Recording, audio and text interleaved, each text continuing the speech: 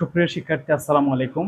আমি আজকে একাদশ দ্বাদশ শ্রেণীর প্রথম পত্রে পদার্থবিজ্ঞান প্রথম পত্রের দ্বিতীয় অধ্যায় ভেক্টর নিয়ে আজকে তোমাদের সামনে আমি আলোচনা করব। তো আমি স্টেপ বাই স্টেপ এই অধ্যায়ের প্রত্যেকটা টপিকস ধরে ধরে আলোচনা করার চেষ্টা করব। আশা করি তোমরা সাথে থাকবে আর সাথে সাথে নোট করে ফেলবে। কথা হচ্ছে, হাতে লিখে যদি তুমি নোট না করো, এগুলো ভিডিওটাগুলো যতবার দেখবে দেখো না কেন, দেখবা যে এগুলো মনে থাকতেছে না। এই জন্য আমার সাথে সাথে তোমরাও খাতায় আমি যেগুলো পড়াবো ওগুলো নোট করে ফেলবে। আশা করি সবাই শুরু থেকে শেষ পর্যন্ত আমার সাথে থাকবে। দেখি শুরু করি। দেখো, ভেক্টর নিয়ে আলোচনা করি। ভেক্টর তোরা কোত্থেকে আসে কি আবার সেটা নিয়ে আমরা আলোচনা করছি। প্রথমে দেখো, আমরা রাশি নিয়ে আলোচনা করি। রাশি রাশি কাকে বলে? ভৌত জগতে যা কিছু পরিমাপ করা যায়, পরিমাপ করা যায় তাকে রাশি বলে। যেমন ধরো, দৈর্ঘ্য মাপা যায়, প্রস্থ মাপা যায়, সময় মাপা যায়, ভর মাপা যায়, এগুলো সবগুলাই রাশি। তো দেখো, মান ও দিকের উপর ভিত্তি করে, মান ও দিকের উপর ভিত্তি করে রাশি দুই প্রকার। হ্যাঁ, এক স্কেলার রাশি,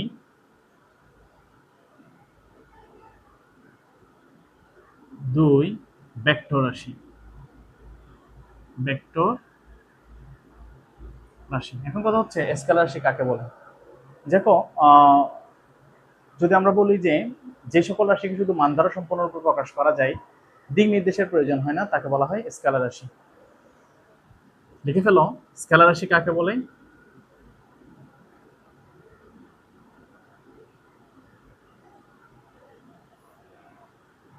যে সকল রাশিকে শুধু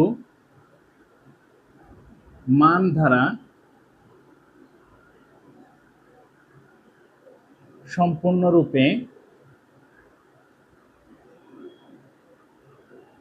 প্রকাশ করা যায়, দিক নির্দেশের প্রয়োজন হয় না, সেই সকল রাশিকে স্কেলার রাশি বলা। দেখো, যদি আমরা বলি যে ভর, যেমন ভর, দোকানে গিয়ে আমরা বলি না যে যে উত্তর দিকে 5 কেজি চাল দাও, আমরা শুধু বলি জাস্ট 5 কেজি চাল দাও। তাহলে এখানে শুধুমাত্র মান দ্বারা বরটাকে প্রকাশ করা যায়, দিক নির্দেশের প্রয়োজন হয় না, সেজন্য বর হচ্ছে স্কেলার রাশি। ভর, তদ্রূপ দৈর্ঘ্য, তাপমাত্রা ইত্যাদি হলো স্কেলার রাশির উদাহরণ। এরপরে যদি বলি যে ভেক্টর রাশি কাকে বলে? ভেক্টর রাশি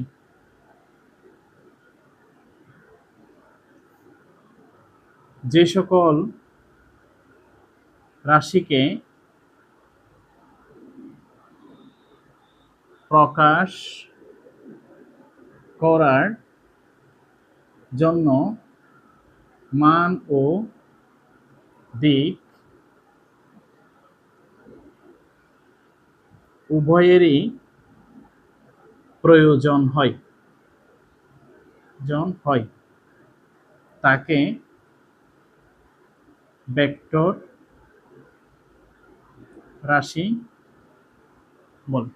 যদি আমরা বলি যে আমি এইমাত্র 3 কিলোমিটার হেঁটে আসলাম, তাহলে এটা যে কোনো দিকে হতে পারে, তখন সেটা হচ্ছে দূরত্ব। আর আমি যদি বলি উত্তর দিকে এইমাত্র আমি 3 কিলোমিটার হেঁটে আসলাম, তখন সেটা হচ্ছে কি, সরণ। তাহলে আমরা বলতে পারি যে ভেক্টর রাশি কি কি, যেমন সরণ, ওজন, বেগ, ত্বরণ ইত্যাদি। এখন বিষয়টা হচ্ছে কি দেখো, আহ, আমরা তো এখনো মাত্র পদার্থবিজ্ঞান প্রথম পত্রের দ্বিতীয় অধ্যায় নিয়ে আলোচনা শুরু করেছি। তো তুমি যখন প্রথম পত্র শেষ করবা, পদার্থবিজ্ঞান দ্বিতীয় পত্র যখন শেষ করবা, দেখবা যে অনেকগুলো রাশির সাথে তুমি পরিচিত হচ্ছ। তো অনেক সময় এখন বহু নির্বাচনীতে আসবে যে নিচের কোনটি ভেক্টর রাশি বা নিচের কোনটি স্কেলার রাশি। তো তুমি তো পুরা বই পড়নি, পুরা বইয়ে যতগুলো রাশি আছে সেগুলো সম্পর্কে তুমি অবগত না, এগুলো স্কেলার রাশি না ভেক্টর রাশি। তো তারপরে এখান থেকে তো বহু নির্বাচনে তোমার চলে আসবে। সেজন্য আমি তোমাকে একটা সহজ ট্রিক্স দিয়ে দিই কিভাবে তুমি স্কেলার রাশি বা ভেক্টর রাশিগুলো মনে রাখবে।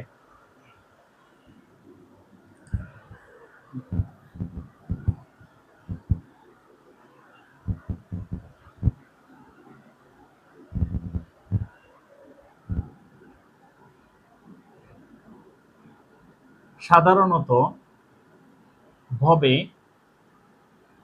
সব তরুণেরাই তরুণেরই প্রবল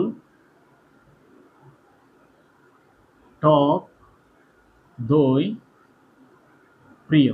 আমি অন্তস্থ না দিয়ে প্রিয় ও দিয়ে লিখলাম, ঠিক আছে? কারণ আছে অবশ্য, কারণ আমি তো ট্রিক্স দিচ্ছি এটা একটা, হ্যাঁ। তো দেখো এখানে সাধারণত বলতে বোঝাই সান্দ্রতা বল, সান্দ্রতা বল। তারপরে ভবে, এখানে ভ হচ্ছে ভরবেগ, আর এখানে বে হলো বেগ, স হচ্ছে সরণ, আর ব হচ্ছে বল, তরণেরই বলতে ত্বরণ, সেটা ত্বরণ মানে অভিকর্ষ ত্বরণ যেটা হবে হোক, সব ধরনের ত্বরণ। এরপর প্রবল হচ্ছে তোমার প্রাবল্য, সেটা চুম্বক প্রাবল্য, তড়িৎ প্রাবল্য যেটা হবে হোক। আর এখানে টক হচ্ছে টর্ক। তারপরে হচ্ছে দই হচ্ছে দৈর্ঘ্য। তো দৈর্ঘ্য তো স্কেলার রাশি না, একটু আগে বলছি না, তো এখানে দৈর্ঘ্য হচ্ছে স্পেশাল দৈর্ঘ্য, সেটা হলো চুম্বক দৈর্ঘ্য। আর এখানে যে প্রিয়, প্রিয় দিয়ে হচ্ছে তোমার পৃষ্ঠটান, আর উ দিয়ে হচ্ছে ওজন। এগুলা সবগুলা হচ্ছে তোমার ভেক্টর রাশি। এগুলা বাদে যতগুলো রাশি আছে সবগুলো হচ্ছে স্কেলার রাশি। তো দেখো এখন আমরা দেখবো হচ্ছে ভেক্টর রাশির প্রকাশ। ভেক্টর রাশির প্রকাশ,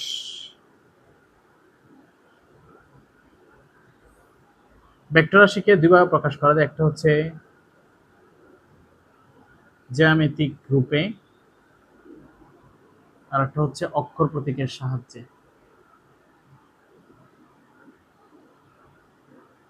কে সাহায্যে?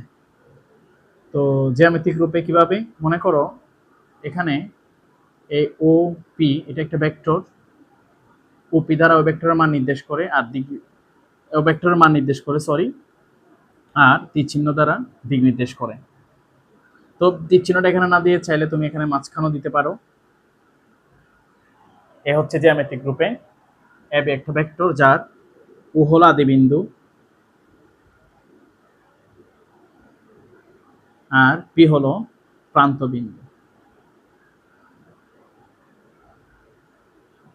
অক্ষর প্রতীকের সাহায্যে কয়েকভাবে ভেক্টরকে প্রকাশ করা যায়। আমি প্রথমে লিখি যে সেটা হলো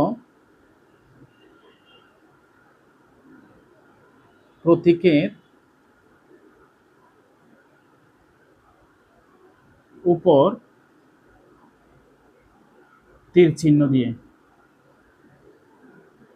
চিহ্ন দিয়ে, যেমন মনে করো এ একটা ভেক্টর অথবা এ বি একটা ভেক্টর যার আদি বিন্দু এ প্রান্ত বিন্দু বি।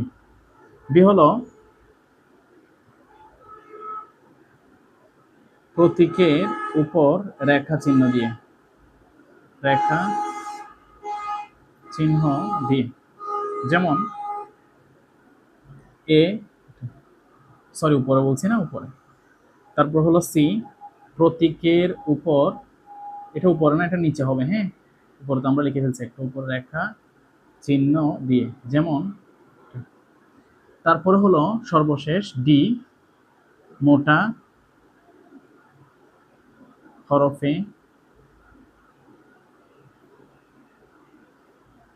লিখে। যেমন এ ভেক্টর, এটা সচরাচর টাইপিং এর ক্ষেত্রে হয় বোল্ড, মানে বোল্ড করে লিখতে হয় আর কি। হ্যাঁ, এভাবে ভেক্টরকে প্রকাশ করা যায়।